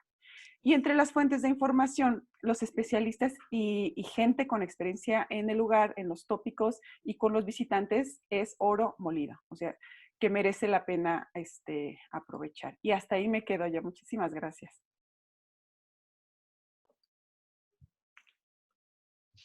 Tony, pues muchísimas gracias por esta presentación. Es bastante buena, es bastante integral en el sentido, dado que, bueno, pues de repente sí nos enfrentamos a la problemática de saber qué son los núcleos que vamos a generar, abordar, núcleos temáticos en algún sitio, museo y demás. Y yo creo que esta perspectiva que nos brindas ayuda a como ir acotando sobre todo los esfuerzos para no tener que buscar desde la publicación de 1800 y algo hasta la que se sacó el día de ayer, ¿no? Como que sí ayuda bastante esta perspectiva, esta propuesta que nos presentas, pues a ir encaminando y que esos esfuerzos pues se enfoquen a lo que queremos trabajar, ¿no? Y bueno, pues como es de costumbre, quisiéramos abrir un poquito el diálogo con los miembros de Interpat. Si me permiten un poquito, hay algunos comentarios del chat en el cual, bueno, me gustaría echarles una leída. Algunos de ellos fueron durante la presentación. Híjole, la verdad es que se escribió bastante y creo que voy demasiado atrás. No sé si más bien prefieran expresarlo de manera verbal para que así podamos empezar a generar un poquito el diálogo al respecto de los que tuvieron oportunidad de escribir. No sé si hay alguien que desee levantar mano,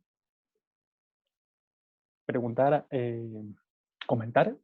Sí, Demian, por favor, adelante. Y ahorita vamos contigo, Carlos. Tu micrófono, Demian. Gracias.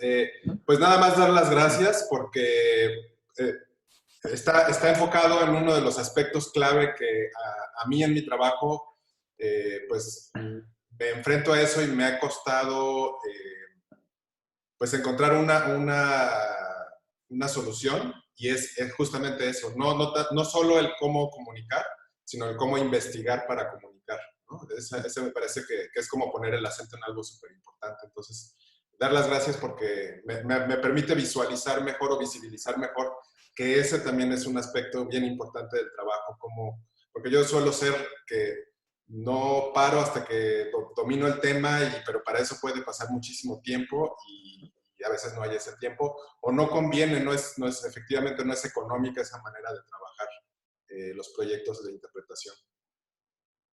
Entonces, muchas gracias. Gracias. Gracias a ti, Demian, por los comentarios. Carlos, vi que levantaste la mano hace ratito, por favor. Sí, gracias. Bueno, una enorme disculpa. Llegué tarde, según yo era a las 6 y vi que era a las 5. Sin embargo, bueno, ya hay un tema que me ha llamado mucho la atención y en primer lugar, por supuesto, felicitar a Antonieta por la presentación. Sé que es un tema que ellos han manejado mucho, pero de lo poquito que pude escuchar, quizá ya se comentó antes y de nuevo cuento una disculpa al respecto si estoy tomando un tema que ya se vio, que ya se comentó.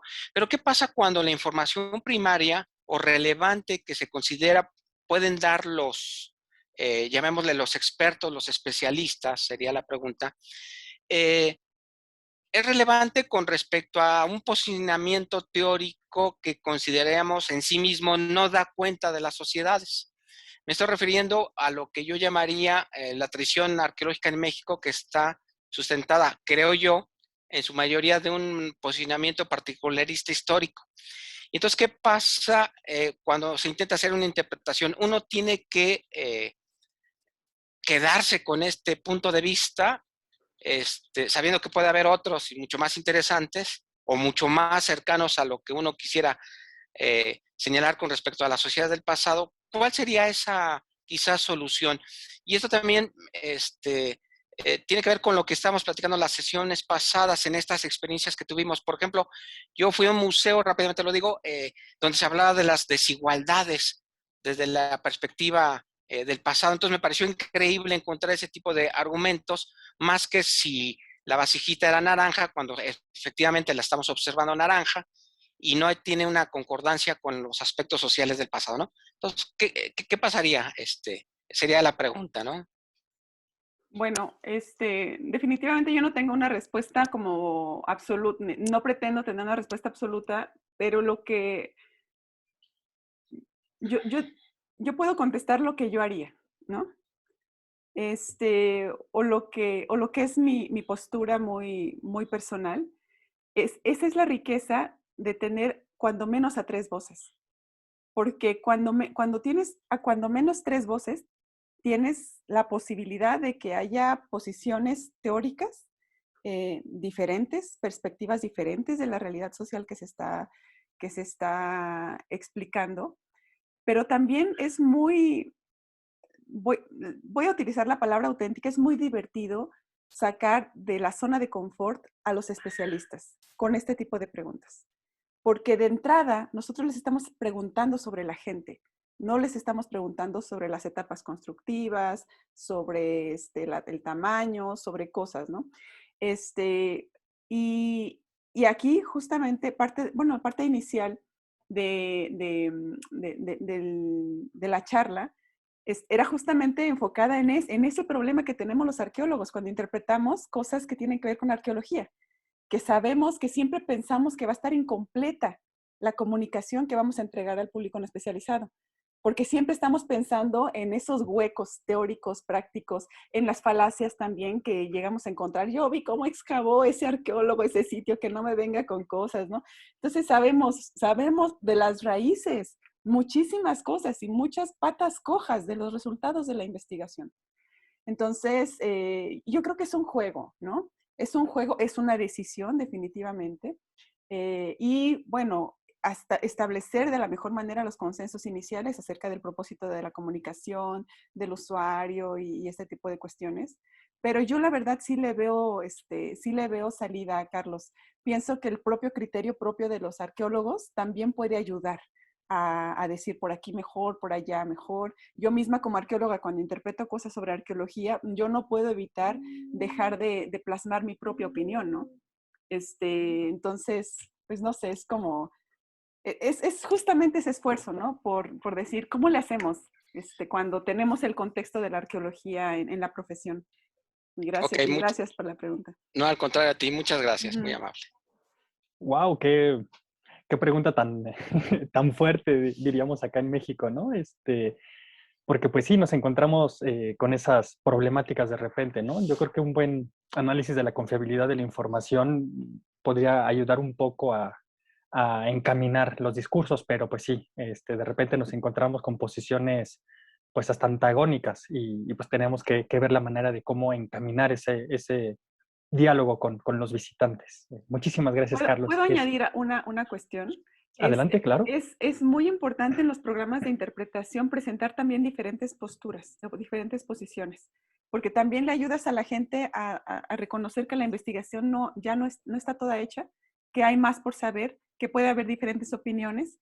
Y yo sí me he encontrado con algunos paneles en donde te dicen, pues para una persona esto es blanco, pero para esta persona esto es azul. Y pones y les das los argumentos de cada una de las investigaciones y dejas al usuario a decidir y a determinar también. Tiene su capacidad de agencia, ¿no? Y de opinión. No, pues yo creo que quién sabe qué, o yo creo que quién sabe qué tanto. Lo dejas pensando. También eso ayuda mucho, creo, en lugar de ser algo negativo, cuando te encuentres con diferentes opiniones y presentarlas al público, creo que es más beneficio que otra cosa. Excelente, Toño, Ok, muchísimas gracias. gracias. Igual, Carlos. Bueno, de los que levantaron la manita virtualmente, tenemos ahorita a Erendira, por favor. Bueno, me gustó mucho todo lo que planteaste, como que te ayuda mucho a digerir las cosas. Hay algunas cosas que a mí me preocupan, por ejemplo, cuando tenemos una investigación ya en ciernes y que ya tenemos toda aquella cantidad de información, porque luego tenemos unas cantidades de informaciones que todo queremos decirlo y te das cuenta que lo único que vas a hacer es indigestar a la gente. Porque tienes tanto que decir. Y además, como sabes que todo es importante, tú como arqueólogo crees que todo deben de saber. Entonces es muy importante también este tipo de entrevistas a especialistas, también lo podemos hacer a especialistas en visitas. Tenemos visitantes que son expertos en ir a zonas arqueológicas. Y entonces podemos empezar a averiguar qué es lo que realmente, como tú dices, qué es lo que la gente quiere saber. Porque hay un gran problema que tenemos los arqueólogos, como dices tú, uno siente que no está completa la investigación. Entonces te detienes tanto tiempo que llega un momento en que ya no puedes. Es demasiado. Entonces el tener el poder de discernir por dónde vas a dar una investigación, vas a dar una interpretación y saber que no tienes que dar toda la información, simplemente tienes que decir solamente la necesaria, la significativa. ¿Y cuál es la otra? La relevante. La relevante, que a lo mejor no, para nosotros puede ser muy importante, pero a lo mejor para la gente no. Entonces yo creo que hay que analizar muy bien todo esto con los expertos y con el visitante, con cualquier gente que tú conozcas y que sepas que ha ido a ese sitio y dices, ¿qué te gustaría saber de ahí? ¿Por qué es importante para ti? Entonces todo eso lo vas juntando para saber qué es lo que vas a decir para no indigestar a la gente. Yo Gracias. tengo una recomendación, Erendira. Entrevístate a ti misma.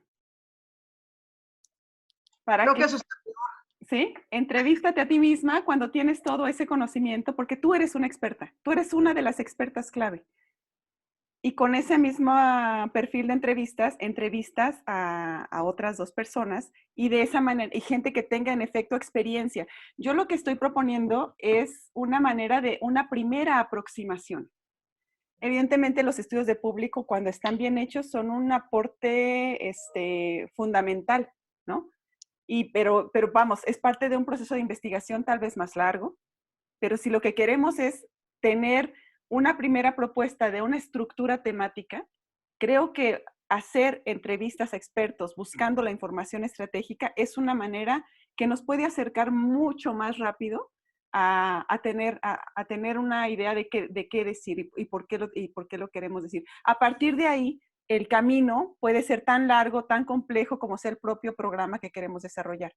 Puede ser un video de 3 minutos, puede ser una exposición, puede ser un lugar que tiene diferentes medios de comunicación, en donde uno va a ser para diferentes tipos de público, ¿sí? Pero este primer momento, creo con esta estrategia, nos puede, si no dar la última palabra, cuando menos acercarnos muchísimo a la importancia del lugar y a lo que le podemos compartir a la gente.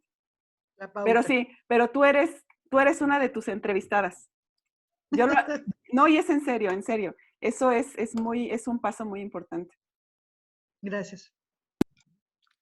Muchas gracias, Erendira. Bueno, en el orden de manitas va Gaby, por favor.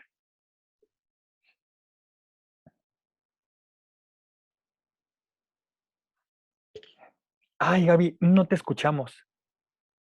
¿Ahora sí? Sí, ya, Ok, perfecto. es que ya les estaba diciendo muchas gracias y hola Luis y hola Anto. O sea, cité a todos, pero como no me escucharon. Ay, perdón. No es cierto. No, fue mi culpa porque aquí lo bloqueó el sonido. Sí, aquí hay algo muy interesante. Hay algo muy interesante que puedo ver y que sí apoyamos completamente lo que menciona Anto, porque efectivamente, conocer el material es una de las partes más importantes de la interpretación, además de conocer a la audiencia, ¿verdad? Pero, ¿cómo podemos clasificar las fuentes también, no? Podemos clasificar las fuentes primarias, secundarias, etcétera. Y hacer las entrevistas es una de las fuentes principales, ¿no? Es unas fuentes primarias a todos los especialistas. Pero también mencionaba Maritza que si podemos hacer también esas entrevistas.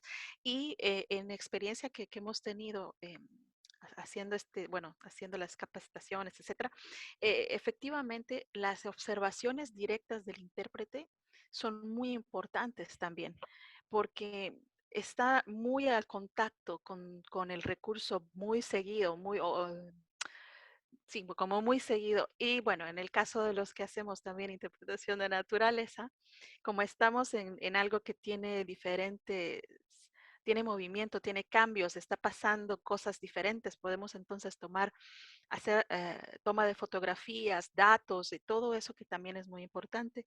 Pero también en el caso de la cultura podemos tomar esas notas, hacer nuestra propia colección de observaciones y también conducir entrevistas a otras personas para conocer sus opiniones de la percepción que tienen de los recursos y que puedan también darnos entonces una pauta de qué son esos puntos interesantes. Pero lo que menciona Anto, que es muy, muy interesante, es cuando ya hacemos ay, perdón, se me van las palabras, ¿sabes? La recopilación de información. Ahí es donde viene la parte temática, cómo la vamos a clasificar. Sí, no solo le pasa a las arqueologías. ¿Cómo vamos a clasificar toda la información que ya podemos recaudar y cómo la vamos a organizar de tal forma que que siga dando soporte al tema? Ahí es donde entra también una parte interesante, cómo podemos ah, categorizar esta información.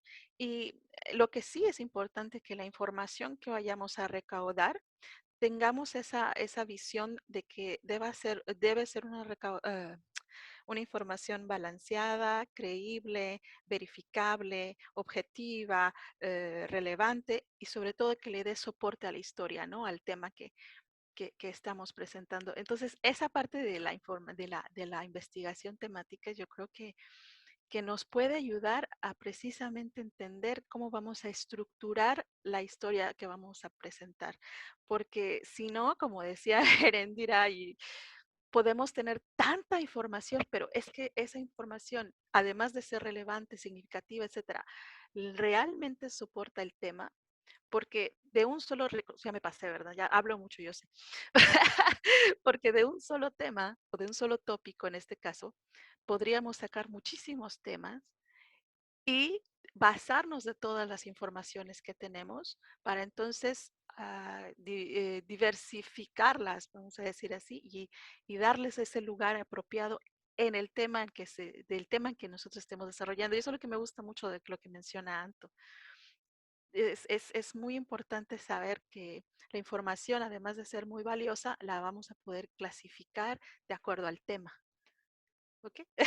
Sí, y mira, mi pensamiento es, si cuentas con intérpretes para desarrollar el plan de interpretación que ya tienen experiencia, qué mejor, ¿no? También, porque el apartado de las preguntas en donde tú le dices a la persona, al académico o al especialista o tal, cosas acerca de los visitantes, tú se la puedes preguntar al intérprete y evidentemente va a tener mucha más sensibilidad y va a entender mucho más el contexto de lo que tú quieres integrar en la propuesta.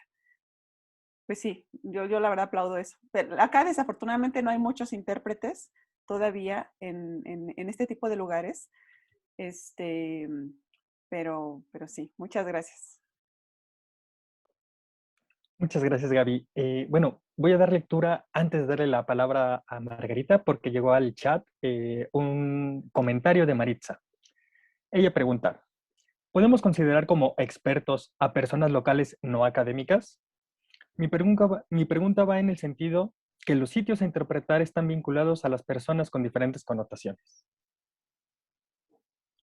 Yo pienso que sí, es que todo depende de qué es lo que queramos de los objetivos, ¿no? Finalmente, si tienes un objetivo de comunicación que tiene en donde se le da relevancia a la historia de la gente local, ni dudarlo. ¿A quién consideras? A quien te puede brindar la información, pienso. Y yo soy la primera en levantar la mano al decir, pues sí, o sea, si hay posibilidad, aquí está Monty también, que también es un colega del Colegio de Michoacán, que le está haciendo una investigación arqueológica, pero también con elementos comunitarios en donde se entrelazan. Si tenemos esa posibilidad, yo ni lo dudo. Aquí más bien el discurso que yo estaba planteando en esta sección en particular tiene mucho que ver con la manera tradicional en la que se desarrollan los discursos de interpretación en sitios arqueológicos a partir de propuestas oficiales. Y también en contextos en donde, de hecho, el libro que publiqué, que se llama La vinculación social en arqueología, planeación del impacto social de un proyecto arqueológico, toca muchísimo ese tema. La necesidad de integrar a la gente de las localidades, sean o no sean descendientes directos de la gente que está representada en la cultura material arqueológica. Perdón si hablé muy académicamente, pero sí, si es gente que es heredera directa de la cultura de esos sitios arqueológicos, la podemos considerar descendiente, o si ella se considera, aunque no lo sea por sangre, ¿no? Porque también hay muchos movimientos. Pero el ámbito de la cuestión local, no es nada más eso, es integrar discursos, como comentábamos con Carlos Lascano hace ratito, integrar diferentes discursos, o sea, abrir el discurso en la interpretación del patrimonio arqueológico, histórico, si queremos incidir en algo que se llama cultura científica, que es en que la gente tome en serio la ciencia para la solución de su vida cotidiana, tenemos que compartir que la ciencia no está solucionada, que son procesos y que en esos procesos hay muchas voces, hay muchas opiniones, hay política muchas veces. Cuando ponemos contextos de culturas aborígenes y culturas occidentales que interpretan de manera muy diferente, evidentemente, el mismo objeto, es impresionante la reacción que puedes llegar a tener. Me acuerdo también que en el Journal de Interpretation Research también hay varios artículos relacionados con discursos por ejemplo, me acuerdo uno que leí en donde se hablaba de la perspectiva de los negros y la perspectiva de los blancos en determinada circunstancia, y ahí está, ¿no?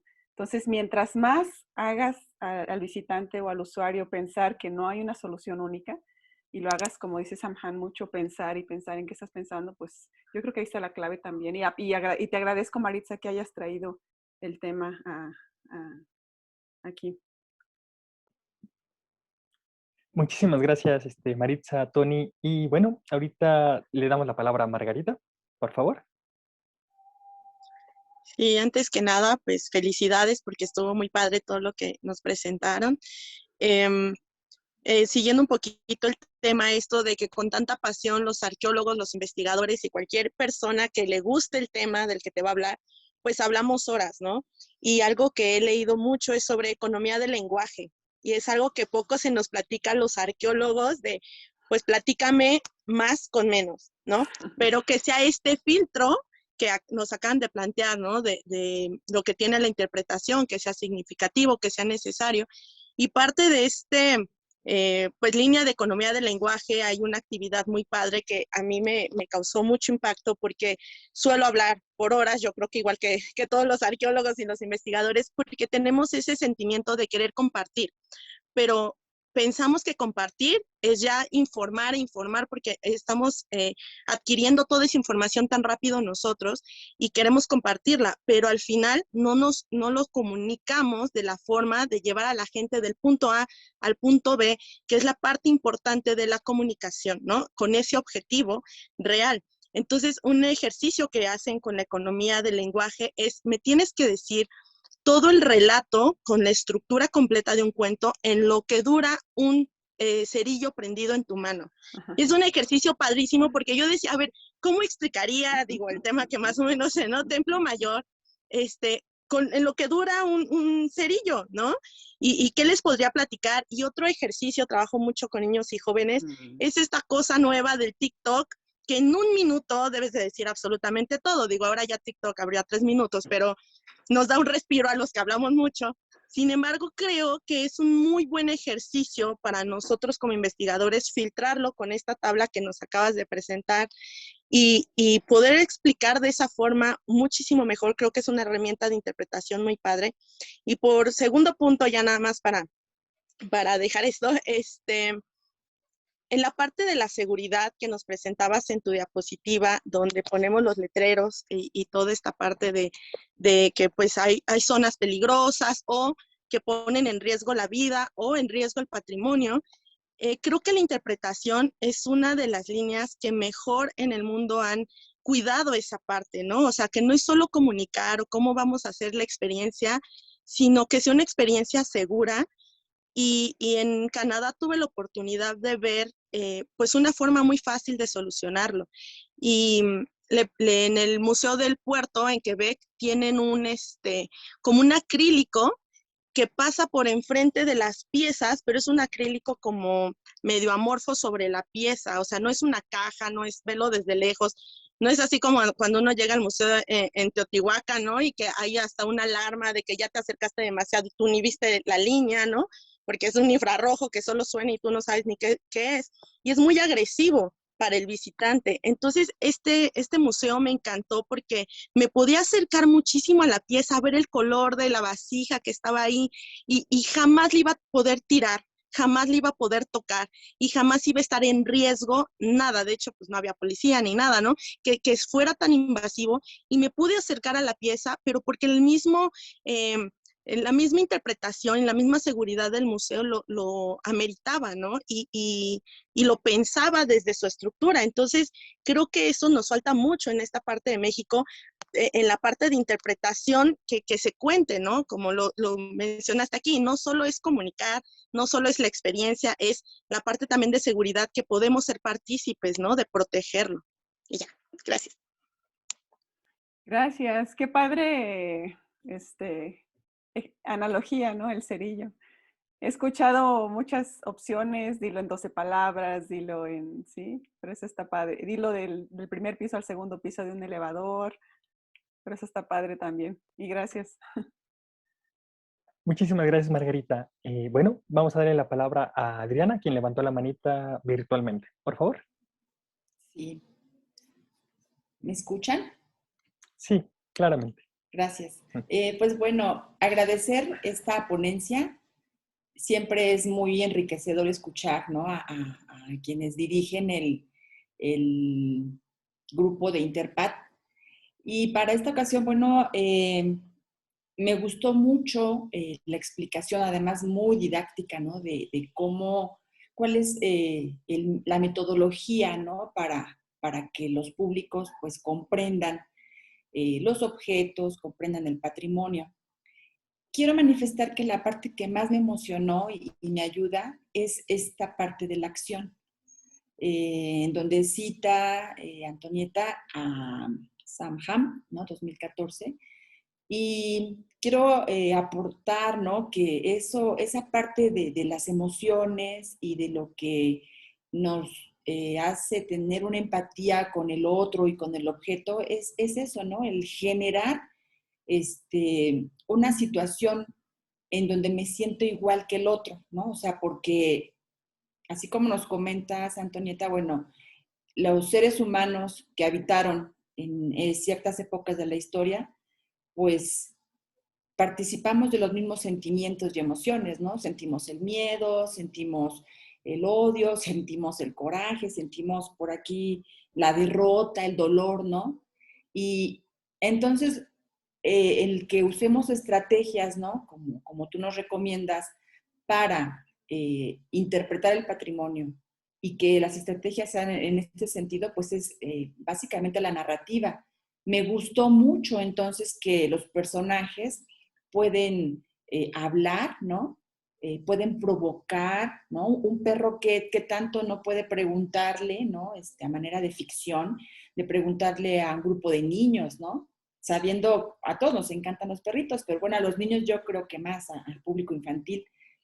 Entonces, esta parte de la acción sí quiero expresar que agradezco mucho porque además, qué barbaridad, es una gran cantidad de palabras, ¿no? Que en cada una de ellas pues nos sirve mucho para generar estrategias narrativas, literarias, no sé, todas las estrategias didácticas con las cuales podemos acercarnos a tener una interpretación temática deseada, ¿no?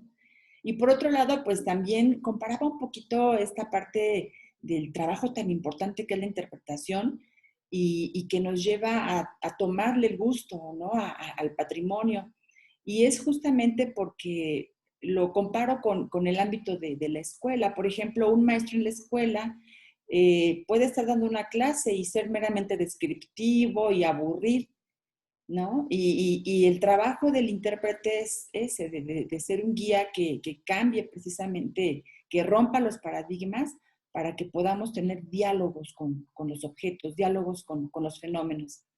Y por último, pues no me quiero quedar con la duda, ¿no? Si entonces se aborda de manera similar el patrimonio cultural y el patrimonio natural. Yo también pienso que sí. A mí me gustaría que no nos dejaras con la duda, Antonieta, ¿por qué sí? ¿Y por qué a lo mejor muchos piensan que no? Yo pienso que sí, porque finalmente se tiene que plantear una ruta metodológica para la interpretación del patrimonio, para todos los conocimientos, ¿no? Estamos nosotros en medio del ámbito de la historia, la arqueología, el patrimonio cultural, pero pues no sé, a lo mejor en el ámbito de la ciencia, ¿no? ¿Cuántas personas, cuántos niños, a lo mejor yo iba a ser científica, pero como no tuve a lo mejor alguien que me guiara en la parte, digamos, de interpretación y comprender los temas, a lo mejor de las matemáticas y la física, a lo mejor por ahí pude haberme quedado, ¿no? No sé, es un ejemplo. Entonces, yo también considero, al igual que sí se puede abordar con la misma metodología el ámbito del patrimonio natural, pero me gustaría que también nos comentaras. Gracias. Oye, gracias, Adriana. Lo que tengo que subrayar es que yo no tengo experiencia haciendo interpretación del patrimonio natural, pero lo que encuentro es que los fenómenos culturales nos dan la posibilidad de hablar de la experiencia humana. Y al permitirnos hablar de la experiencia humana, nos puede invitar a utilizar a una de las más grandes disciplinas que investigan a la diversidad humana, como es la antropología. Por eso le llama Manuel Gandal el enfoque antropológico en la interpretación del patrimonio, porque es algo exclusivamente para comunicar aspectos que tienen que ver con la diversidad en que viven los seres humanos, con la diferencia, porque también hay algunos intérpretes que están en contra de llamarle diversidad, es diferencia por cuestiones políticas, es una discusión muy interesante, pero sí es algo muy especializado. Ahora, ¿cómo veo yo? Pero aquí ya la verdad me dejo ayudar mejor por los colegas que hacen interpretación del patrimonio natural, pero creo yo que tiene que ver más bien en el patrimonio natural con que se utiliza más estas herramientas de las que se habla mucho, utilizar metáforas, utilizar símiles, humanizar, o sea, jalar hacia la experiencia humana para que sea relevante el fenómeno o el bicho o lo que sea, ¿no? Entonces, es jalarlo para que los humanos lo veamos desde el ojo humano, ¿no? Entonces, si es así, pero estás explicando finalmente un fenómeno natural, no estás explicando un fenómeno cultural. O sea, tú no estás diciendo o sea, en el fenómeno cultural tú estás diciendo en qué me parezco, en qué soy diferente y cómo es que llegué a ser diferente, ¿sí? A una mariposa o a una hormiga, no le vas a hacer esas preguntas. No le vas a hacer esas preguntas, ¿en qué eres? O igual y sí, no lo sé, ¿no? ¿En qué soy igual? ¿En qué soy diferente? ¿Y cómo es que llegué a hacer esa diferencia en términos culturales? Pues no se la puedes hacer nunca, ¿no? Esa es como la gran diferencia. Entonces, yo lo que digo, en términos generales, por ejemplo, ¿por qué es importante comunicar de determinada manera? ¿Cuáles son los principios que se utilizan en psicología para reconocer una mejor o una peor comunicación? ¿Cuáles son las herramientas para facilitar que esta persona entienda mejor determinada cosa? Ahí sí yo creo que no hay mucha diferencia, ¿no? Pero aprovechar esta cuestión de lo que yo he llamado en otros lugares, las ganas de ser curiosos, las ganas de ser chismosos de los seres humanos sobre otros seres humanos. Entonces, porque siempre queremos saber cómo vive el otro, siempre queremos asomarnos. Hay un libro que se llama Eavesdropping, que también uso en algunas charlas, porque sale en la portada una persona que está viendo detrás de la puerta y que está escuchando, porque somos chismosos. Ese chisme sobre la vida del otro tiene una función social muy importante, desde supervivencia, conocer cómo se solucionan las mismas cosas de otra manera, o sea, el chisme, las ganas de saber, tiene una función. Y eso es algo que no sé si lo podemos usar de la misma manera, pero cuando menos, o lo tenemos que humanizar. Tenemos nosotros una circunstancia, queremos estar juntos para estar seguros, ¿no? Y ahí tienes a las hormigas que están juntas para estar seguras, ¿no? Pero sigue siendo una analogía en donde estás jalando. En fin, son pensamientos, pero sí creo que la cualidad de trabajar en la interpretación del patrimonio cultural tiene mucho con eso que yo en otro momento llamé el arte de presentarle gente a otra gente, así de simple, ¿no? Estás presentando a una persona a otra persona, mira, esta persona vive así, y el otro, ¡oh! Pero ¿cómo, no? Entonces juzgas, o sea, creas tu sistema, o sea, despiertas tu sistema de valores, del bien, del mal, actuar, de por qué lo hicieron así, no lo hicieron así, o sea, son muchas cosas las que ocurren cuando tú divulgas patrimonio cultural, que no necesariamente, cuando menos directamente, ocurren con el patrimonio natural. Muchas gracias. Uh-huh. Muchas gracias, Adriana. Y bueno, ahorita de las manitas virtuales, la levantó nuevamente Gaby, por favor, a lo mejor para completar este aspecto de patrimonio natural. Sí, muchas gracias. No, sí, solamente para darle esa respuesta como lo que dice Anto, o sea, para rectificar esa respuesta. Y también, por ejemplo, está Yesenia, por aquí veo a Yesenia, que también es bióloga, y efectivamente, como biólogos, es todo todas las técnicas, todo lo que Anto menciona es exactamente de la misma forma que lo aplicamos para la parte de la interpretación de naturaleza o natural. Las técnicas, vamos a decir así, obviamente el recurso cambia, las formas en las que encontramos la manera de hacerlo relevante para las personas, eso es lo que puede ser que tenemos que como ajustar, pero eso es algo normal porque siempre lo vamos a tener que hacer dependiendo del recurso. Si queremos hacer una interpretación, no sé, gastronómica o algo, va a ser muy diferente a cómo hacemos una presentación de una ciudad o cómo hacemos, pero en naturaleza es exactamente lo que dice Anto, es algo que podemos aplicar. O sea, yo lo escucho y lo estoy aplicando tal cual en esta área. Es posible, por supuesto. Sí, la técnica está bien definida. Muchas gracias, Gaby. Bueno, tenemos otra manita levantada de Margarita. Por favor. Sí, una duda. Cuando vamos empezando un esquema de interpretación para un sitio, los sitios normalmente pues son visitados por familias, o sea, de todas las edades. ¿Cómo armamos este discurso interpretativo para si elegimos para puros niños, elegimos para adultos? ¿Cómo hacemos que esta información sea relevante para esos dos tipos de públicos muy marcados que puede ser como niños y adultos en general? ¿Qué recomendación nos darías con ese tema? Gracias. Una vez que ya tenemos el esquema interpretativo básico, es que podemos avanzar a cómo se lo podemos comunicar a diferentes tipos de público. Y me gusta mucho toda la profesión de estudios de público que está siendo desarrollada por varios colegas desde hace como unos 5 años en particular. Tengo muy presente, muy cercana a Leti Pérez de la ENCRIM. Les dije que iban a haber niños gritando, ya empezaron. Entonces, toda esta corriente de estudios de públicos te adentran a tratar de conocerlos y a tratar de cómo funcionan mejor los esquemas de aprendizaje. Y me acuerdo muchísimo de un estudio de público a familias, porque te dice, funcionan diferente. O sea, lo que menciona muchísimo Manuel Gándara es que la estructura de visita te influencia muchísimo en la experiencia de visita. Y en la estructura de visita tú vas a encontrar más o menos pertinentes el uso de determinados medios de comunicación o dispositivos, en donde para unos puede ser que no sean tan importantes o porque los van a ignorar y los otros sí. Entonces ahí mi recomendación es ir por el canal de los estudios de público primero, y también por muchas experiencias. Ya la verdad es que hay varios medios de comunicación y estrategias muy particulares para públicos concretos. Me acuerdo que uno que vi en Australia, también lo recuerdo mucho, que es un librito que le das a los niños, porque también ahí entra el problema de que los adultos tienen la obligación de explicarle a los niños, aun cuando los adultos tampoco saben nada de la exposición.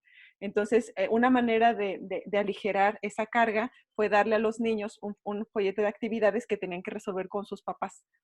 Y ya en ese momento los papás estaban aprendiendo al tiempo que estaban orientando a los niños. Entonces hay muchas herramientas, es todo un campo, ¿eh? Y yo creo que también hay mucha creatividad ahí para los que, no sé, otros que tengan experiencia en estas cuestiones.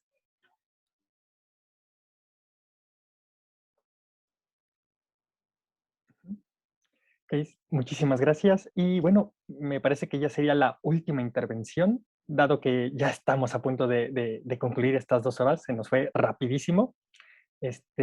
Yesenia, por favor. Buenas tardes, gracias, Santo, qué bueno, yo estoy tomando notas. Pues verás que yo pensaba que generalmente no me planteo tan fuerte la diferenciación de los patrimonios cultural y natural. Sin embargo, ante la pregunta, yo no sé, estaba especulando y me gustaría saber su opinión. Quizá en la parte cultural se debe evocar más a ese imaginario, más fuertemente a los intangibles, porque tengo que remontar a algo que ya solo me queda una estructura física, pero el resto lo tengo que recrear. Y en el natural puedo tener tantos tangibles haciendo conexión con mis sentidos. Yo no tengo que decir que se imaginen el olor de algo que tal vez está ahí, el sonido de la catarata, el olor de las flores, no sé, tal vez siento que se me ocurre que eso pudiera ser una diferencia fuertemente marcada a la hora de comunicar el mensaje, pero la estructura me parece que en definitiva debería plantearse muy similar, o sea, tal cual ha sido estructurado por usted, ¿verdad? Entonces, no sé qué le parece si tal vez por ahí haya una diferenciación en la hora de depositar, que tengamos un poquito más de recursos a la mano y nos facilite ejemplificar, saber que lo natural está rodeándonos y es tan sensitivo y tan fuerte. Interesante, nunca me lo había planteado, realmente, porque sí, en efecto, tú llegas a un lugar natural y te dicen, te hablan de lo que está allí, ¿no?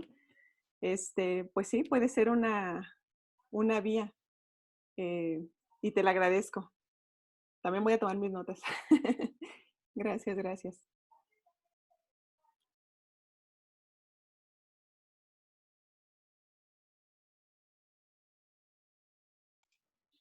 Perdón, alguien preguntaba si se podía tener acceso a tu presentación. Esta, como todas las presentaciones del seminario, van a estar en nuestra página. Entonces, ustedes acceden con el usuario y contraseña y se van al centro de documentación y ahí va a estar, yo creo que dentro de unos 10 días, en lo que hace un pequeño proceso de edición. Perfecto. Bueno, al parecer ya no tenemos manitas levantadas ni preguntas generales al respecto en el chat. Bueno, en ese sentido, ya dadas las 2 horitas que se nos fueron rapidísimo con esta presentación, pues, Tony, muchísimas gracias por todo el apoyo con esta conferencia. Ha sido bastante útil, ilustrativa.